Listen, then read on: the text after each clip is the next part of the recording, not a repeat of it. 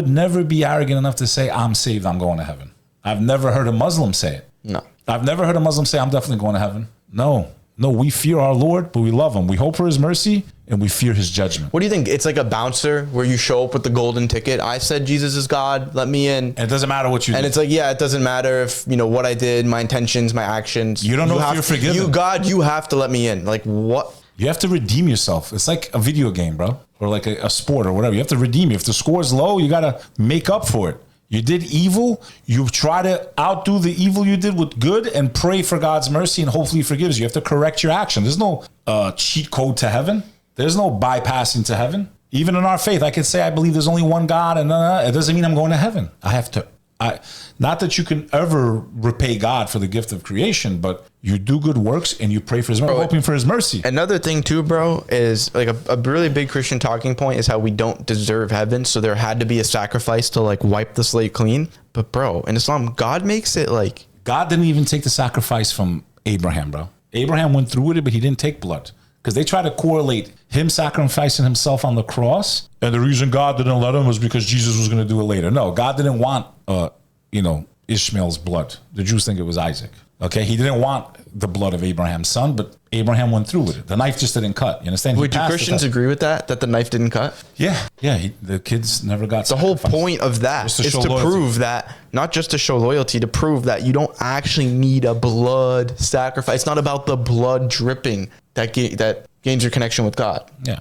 What was I saying before you cut me off? Most of the time when we're sacrificing animals, not because we leave it on the altar.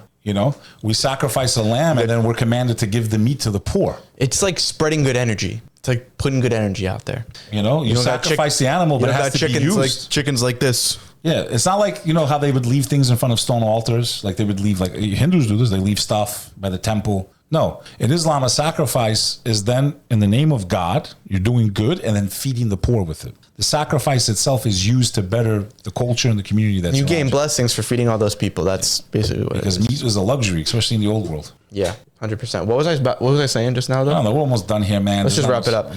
Anyways. You can watch the full episode. It's about, I think, an hour and a half. There's a million other reasons why, bro. But this is just, it's interesting perspective. I highly recommend this because this is, I don't care what anyone says. This is usually what happens, okay? When you go into a debate with them, okay, even at the highest level, right? This is an example of how they can't even explain themselves, bro. I just want to play this clip and we'll end it with this, okay? How long is it? 7 minutes? Play it. The whole thing? Why do you say that the church says that God... Can we do this in another video? Just play this, bro. Is that good? It's connected to this. This will be a long video, bro. It's just do it. We're going to let them play it and just react at the end. Why do you say that the church says that God impregnated a woman? That is not what the church believes. Well, to be honest with you, what the church believes and what the church says, they said 354 years after Jesus Christ. So I don't think that 354 years after Jesus Christ, whatever the church came up with at the Council of Ephesus or the Council of Nicaea, I don't think it holds any legitimacy when we connect it to the 19 statements that I could quote to you about who Jesus said that he is. Excuse me?